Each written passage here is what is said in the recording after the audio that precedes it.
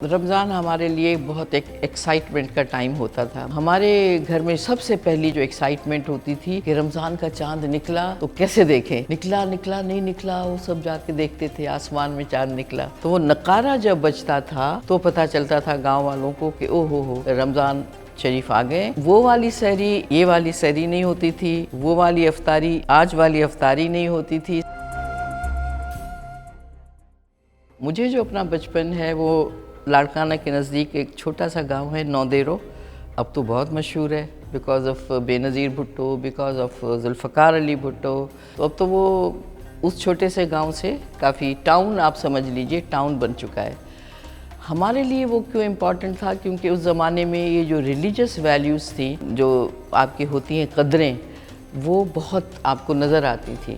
Media کا کوئی دور نہیں تھا، کوئی کسی کو کچھ نہیں کہتا تھا، کچھ نہیں بتاتا تھا۔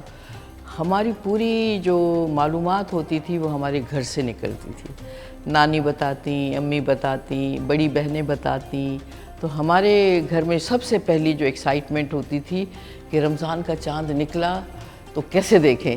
نکلا نہیں نکلا، وہ سب جا کے دیکھتے تھے آسمان میں چاند نکلا، کیونکہ اور کوئی ذریعہ نہیں ہوتا تھا بتانے والا۔ اب چاند جب نکل آتا تھا تو جو قریب کی مسجد ہوتی تھی اس پہ وہ نقارہ بجتا تھا، کیونکہ گاؤں میں کیسے آواز جائے کہ بھئی چاند نکلا ہے، تو وہ نقارہ جب بجتا تھا تو پتہ چلتا تھا گاؤں والوں کو کہ او ہو رمضان شریف آ گئے، اور فوراً لوگ جو ہے وہ تراویح کے لیے جانا، اور ایک دم سے ماحول جو تھا وہ عجیب ہو جاتا تھا اور بہت ہی مذہبی عقیدت احترام۔ پھر دوسری ایکسائٹمنٹ ہوتی تھی کہ رات کو سحری پہ اٹھنا ہے، تو وہ والی سحری یہ والی سحری نہیں ہوتی تھی، وہ والی افطاری آج والی افطاری نہیں ہوتی تھی، سمپل ایک چیز ہوتی تھی۔ مجھے یاد ہے اس کو کہتے تھے بہت ہی پتلا سا جو چاول ہو نا بالکل پسے ہوئے، تو اس کو ہم سندھی میں کہتے ہیں پٹڑو بھت، پٹڑا سا، اور بھت کا مطلب ہے چاول، جو آپ چاول بناتے ہیں نرم سے چاول اور دودھ کے ساتھ، تو وہ اس کا جو ذائقہ، اور اصلی دودھ گھر میں بھینسیں موجود ہیں، وہ دودھ آ رہا ہے اور آپ وہ کھا رہے ہیں،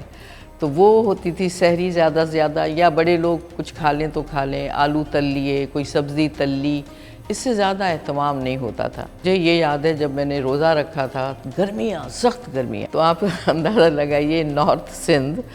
اور اس میں سخت گرمیوں کے روزے ہوں، اور اس میں آپ پورا دن بغیر کچھ کھانے کی بات چھوڑیے، بغیر پانی پیے آپ گزاریں، تو آدمی شام کو لگتا تھا ابھی دم نکل جائے گا۔ ڈرایا نہیں جاتا تھا اللہ سے، لیکن وہ ویلیوز کی بات ہوتی کہ یہ اس طرح ہونا ہے۔ تو ہم شام کو شربت کا گلاس لے کے سامنے بیٹھے رہتے تھے کہ اللہ اذان آ جائے، نقارہ بجے، اذان آ جائے، نقارہ بجے۔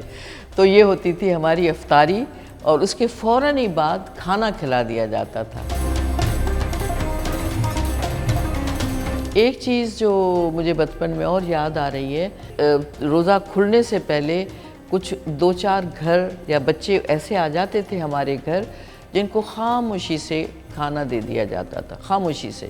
اور یہ ہمیں معلوم تھا کہ یہ بعد میں پتہ چلا کہ یہ ضرورت مند ہے، ان کو پہنچانا چاہیے۔ یہاں پر تو باقاعدہ اہتمام ہوتا ہے نا کہ روزہ کشائی ہو رہی ہے، آپ لوگوں، میں نے اپنی پوتیوں کی ہے روزہ کشائی، تو وہ ہم وہاں نہیں ہوتا تھا، لیکن بڑی تھپکیاں ملتی تھیں، ماں باپ خوش ہوتے تھے، نانی ہماری خوش ہوتی تھیں کہ بچی نے پہلا روزہ رکھا ہے اور یہ چیز ہونی چاہیے۔